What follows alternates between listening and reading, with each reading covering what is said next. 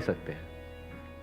Health insurance sir, health insurance is must, आज के time में बहुत जरूरी है।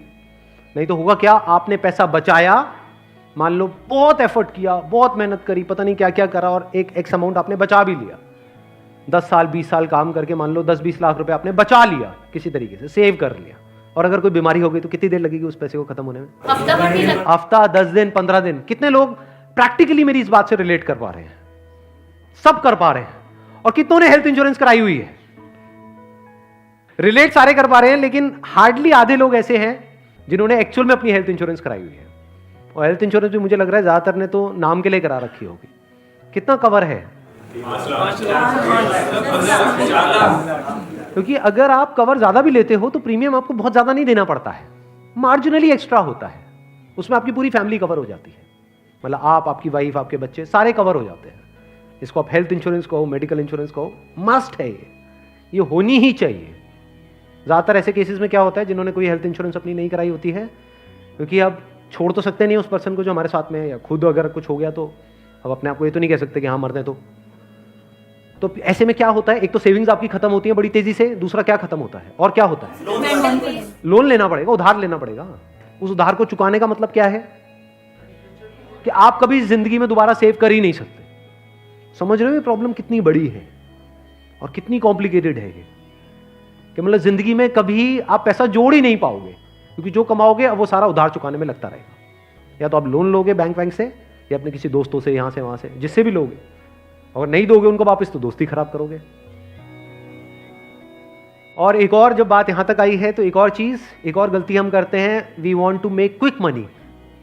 उससे हमेशा बच करके रहो। जहां भी क्विक मनी की बात हो रही हो, भैया इतना पैसा लगा दो, इतने टाइम में इतना पैसा मिल जाएगा, ये हो जाएगा, वो हो जाएगा, वहां से भाग जाओ, उल्टे हो जाओ और भाग जाओ वहां से, रुकना मत गलती से भी। ऐसी बहुत सारी स्कीम्स चल रही हैं मार्केट में, अनलिमिटेड, और करोड़ों लोगों ने अपने पैसे गंवाए हैं इन चक्करों में।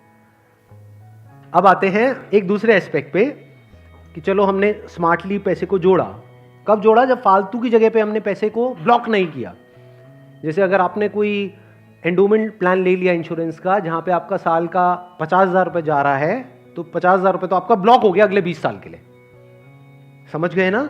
तो हमने वहां पे स्मार्टली प्ले किया, टर्म इंश्योरेंस कराई, वहां से पैसा बचाया।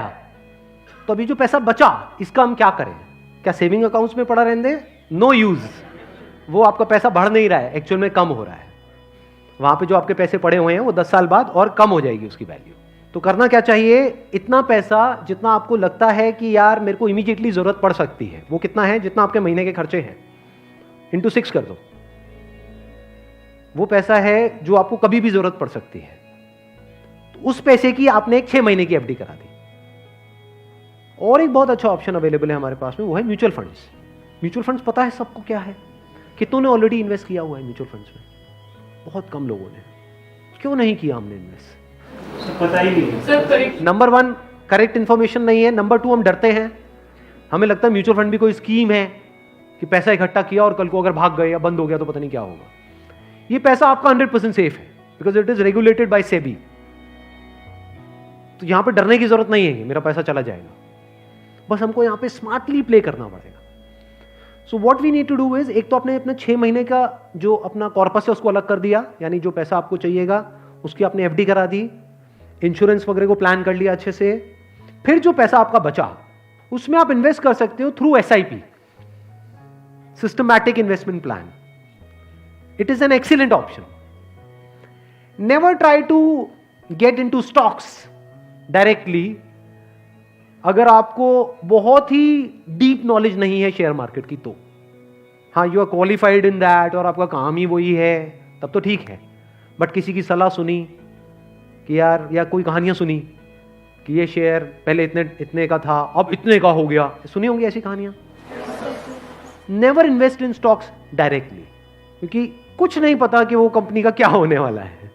हो सकता है आपका 100 रुपए आपने पूरा जो भी आपने जोड़ा, या 1 लाख रुपए आपने जोड़ा और किसी की एडवाइस पे आपने उठा करके लगा दिया, वो 1 लाख रुपए 10,000 भी रह सकता है कुछ टाइम के अंदर, पता भी नहीं लगेगा।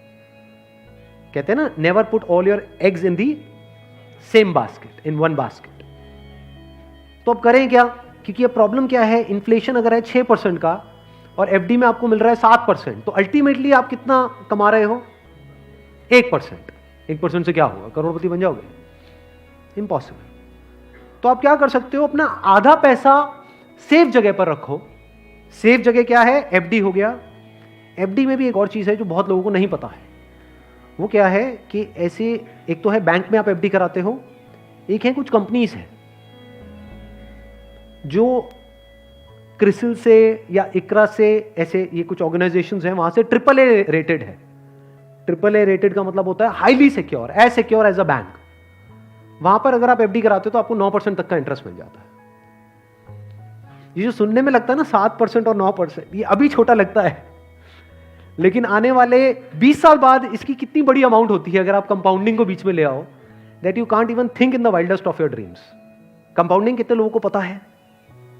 बहुत कम को। देखो, कंपाउंडिंग मतलब होता है जो हमको इंटरेस्ट मिलता है हमारे पैसे पे, जहां भी हम इन्वेस्ट करते हैं उस इंटरेस्ट पे भी तो इंटरेस्ट मिलता है ना। मान लो आपने 100 रुपए इन्वेस्ट किया, एक साल बाद 20% की रिटर्न आई, तो अगले साल 120 पे 20% मिलेगा। कितना हो गया? 144। उसके अगले साल 144 पे 20% मिलेगा, 100 पे नहीं मिलेगा। और जब इसको आप इस तरीके से देखते चले जाओगे तो ये फिगर देखने में छोटी लगेगी, शुरू छोटे से होएगी, शुरू होएगी 2-3 हजार 5 हजार से, ये करोड़ों में पहुंचने में देर नहीं लगेगी। मतलब हर महीने का मैं कंजर्वेटिव भी पकड़ता हूं, अगर 2-3 हजार रुपए भी हम सेव करते हैं, उसको स्मार्टली इन्वेस्ट करते हैं, इतना सा सीख जाते हैं, तो बहुत बड़ा डिफरेंस आ जाएगा हमारी लाइफ में आने वाले कुछ साल बाद। Huge difference. तो आपको दिमाग ये लगाना है कि लॉन्ग टर्म में बेस्ट पॉसिबल ऑप्शंस क्या क्या अवेलेबल है। जैसे आप में से कितने हैं जो मैरिड हैं और जिनकी कोई डॉटर है?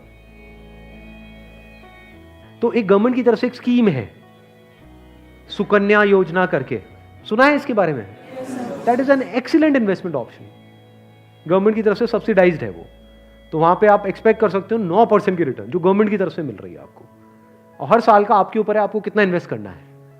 हाईएस्ट लिमिट 1.5 लाख की है, बट आपके ऊपर है। किसी साल में आपने 10,000 कर दिया, कभी 20,000 कर दिया, ऐसे आप करते रहे over a period of next 15-20 years. उसके बाद में एक बहुत बड़ा कॉर्पस उसको मिलेगा अपने एजुकेशन के लिए या किसी भी चीज के लिए, फ्यूचर के लिए। इसको बोलते हैं स्मार्ट इन्वेस्टमेंट। पैसे से पैसा कैसे कमाना है, ये एक बहुत बड़ी आर्ट है, क्योंकि ये जिसको आती है और अगर उसकी कमाई कम भी है तब भी वो आने वाले 20-30 साल बाद बिल्कुल ऐसा है जैसे कछुआ और खरगोश की कहानी। इमीडिएटली नहीं। मान लो कोई बंदा है 50,000 रुपए कमा रहा है लेकिन वो स्मार्टली इन्वेस्ट कर रहा है। दूसरी तरफ से कोई बंदा है जो 1 लाख रुपए महीने का कमा रहा है, लेकिन ना तो ढंग से पैसा बचा रहा है ना समझदारी से इन्वेस्ट कर रहा है। तो आने वाले 20-30 साल बाद ये जो 50,000 वाला है ये उससे बहुत आगे होगा, ये करोड़ों में होगा, और उस बंदे के हाथ में कुछ भी नहीं होगा।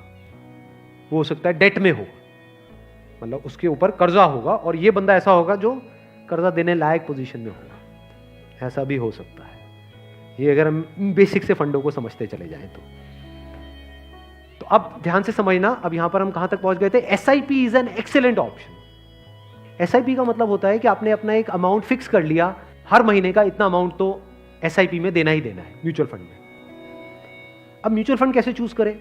हजारों म्यूचुअल फंड है। लार्ज कैप इक्विटी फंड को पकड़ो, वो भी कुछ वेबसाइट्स है जैसे मनी कंट्रोल है, वैल्यू रिसर्च है, वहां पर जाकर के देखो उन फंड्स की रेटिंग कम से कम 4 से 5 स्टार होनी चाहिए। कोई ऐसा फंड है उसकी 1 या 2 स्टार की रेटिंग है, मत करो उसमें। बल्कि ऐसा फंड होना चाहिए जो हर वेबसाइट पे 4 या 5 स्टार की रेटिंग हो। अब आपने क्या किया कि हर महीने का अपना एक अमाउंट फिक्स कर लिया, दैट कुड बी एनीथिंग, 1,000 रुपए, 2,000 रुपए, 3,000 रुपए, 4,000, 5,000, what ever that amount is. SIP के थ्रू ऑटोमेटिकली इतना अमाउंट आपके अकाउंट से डेबिट होता चला जाएगा over a period of next 10 years, 20 years, 30 years. अभी स्मार्ट इन्वेस्टमेंट क्यों है? एक तरफ से मैं इंश्योरेंस के लिए मना कर रहा था, इसके लिए स्मार्ट क्यों है? क्योंकि यहां पे आपका पैसा नहीं कट रहा है, जो पैसा आप लगा रहे हो पूरा का पूरा इन्वेस्ट हो रहा है। इसमें भी 2 ऑप्शन है, एक आप ब्रोकर के थ्रू जा सकते हो, एक है डायरेक्ट जा सकते हो। तो वहां पे आपका 1% और बच जाएगा। मान लो टोटल 1.5% कटना था हर साल का, अब कितना कटेगा? सिर्फ आधा %। अभी 1% सुनने में छोटा लगता है, but over a period of 20-30 years ये लाखों रुपए का होता है। मतलब डिसीजन लेने में कुछ मिनट्स लगते हैं इन बातों को समझने में, लेकिन आने वाले टाइम में यही फर्क होगा कि आपके अकाउंट में लाखों है, करोड़ों है, क्या है। अच्छा, म्यूचुअल फंड क्यों और स्टॉक्स क्यों नहीं? क्योंकि स्टॉक्स में आप 1 या 2 या 4 में इन्वेस्ट कर रहे हो, म्यूचुअल फंड जो है वो डिवाइड कर देते हैं। वो मान लो 50 में उन्होंने इन्वेस्ट कर दिया, तो अब अगर उसमें से एक कंपनी बंद भी हो गई, तब भी प्रोपोर्शनेटली जो आपने इन्वेस्टमेंट करी है उसमें उसका परसेंटेज क्या था, मान लो 2%, तो आपका 100 रुपए 98 रह गया, बस इतना ही हुआ। अब मार्केट में सबसे बड़ा डर लोगों को यह होता है जो म्यूचुअल फंड में नहीं इन्वेस्ट करते हैं कि कल को नीचे आ गया तो क्या होगा, क्योंकि नीचे आने की कोई लिमिट नहीं है। एफडी में यह है कि नीचे नहीं आएगा, इंटरेस्ट कम हो सकता है, नीचे नहीं आएगा। तो म्यूचुअल फंड में लोग नीचे आने के नाम से डरते हैं, ऊपर जाने में कोई डर नहीं है।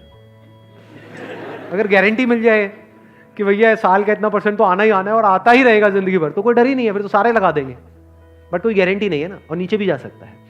तो अगर कुछ ऐसा हो जाए कि अगर म्यूचुअल फंड नीचे भी जाए तब भी आपका फायदा हो जाए, तो प्रॉब्लम सॉल्व हो गई ना।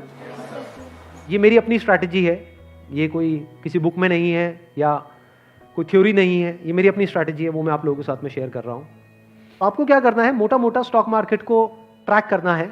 हफ्ते में एक दिन देख लो कि अभी कितने पे चल रहा है। मान लो एक पीक है, पीक अभी मान लो 40,000 है, अभी मार्केट चल रहा है अराउंड कितना, 37 के अराउंड चल रहा है। तो मेरी स्ट्रैटेजी क्या है, जैसे ही मार्केट 20% से नीचे गिर जाए कि मार्केट की ये पीक है, मान लो 40,000 है, अब मार्केट 30,000 पे आ गया है, तो आपने क्या किया, पहले इन्वेस्ट किया हुआ था एसआईपी में, लार्ज कैप्स में, आप इमीडिएटली जैसे ही मार्केट 30 पे आई आप स्विच कर गए मिड कैप में, not even in small cap, mid cap.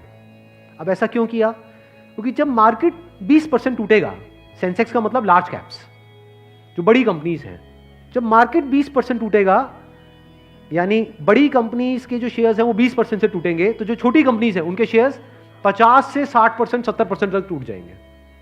तो जब वो 60% टूटा तो 100 की चीज आपको कितने में मिल गई, 50 में या 40 में। तो जब मार्केट नीचे भी गया तो आपका फायदा हो रहा है। ये स्ट्रैटेजी समझ आ गई। वापस से जैसे ही मार्केट जो भी लास्ट उसकी पीक थी, मान लो 40,000, उससे 20% ऊपर गया, तो मिड कैप से आप स्विच कर गए वापस से लार्ज कैप में। ये स्ट्रैटेजी जो है ये मैंने सीखी है वॉरेन बफे से। उनका जो बेसिक सा फंडा है, मतलब अगर एक लाइन के अंदर बोला जाए, वो क्या है कि जब मार्केट बहुत ज्यादा ग्रीडी हो तो डरो, और जब मार्केट डरा हुआ है तो ग्रीडी हो जाओ।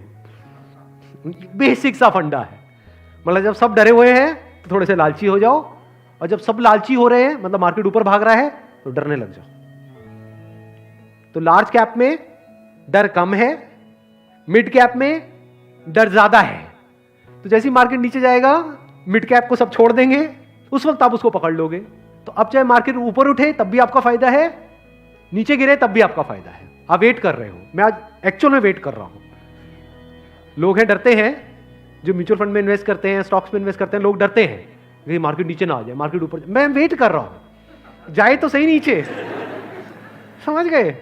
क्योंकि लार्ज कैप टूटेगा 20%, तो मिड कैप टूट जाएगा 60%। तो मेरा 100 रुपए लगा हुआ था तो 80 रह जाएगा, उस 80 को उठा करके मैं मिड कैप में डाल दूंगा, फिर आराम से बैठ जाऊंगा कुछ सालों के लिए। जैसे ही मार्केट ऊपर जाएगा, मतलब लोग लालच से तड़प रहे हैं, तब जैसे ही 20% ऊपर गया, मान लो 48,000 पे गया, मिड कैप से हट करके मैं आ जाऊंगा लार्ज कैप में, वापस से सेफ हो गया। अब जो नया पीक बन गया वो क्या बन गया, 48,000। आज की रेट में क्या है, 40,000। अब 48,000 पे 2020 चलेगा। आ गया गेम समझ में। तो यहां से आप पीसफुल हो, नहीं तो लोग डरे ही रहते हैं, म्यूचुअल फंड के नाम से डरते हैं। क्यों डरते हैं, अरे कम हो रहा है, कम हो रहा है, कम हो रहा है। कम हो रहा है तो बढ़िया है, तब भी आपका फायदा है, और बढ़ रहा है तो फायदा है ही है।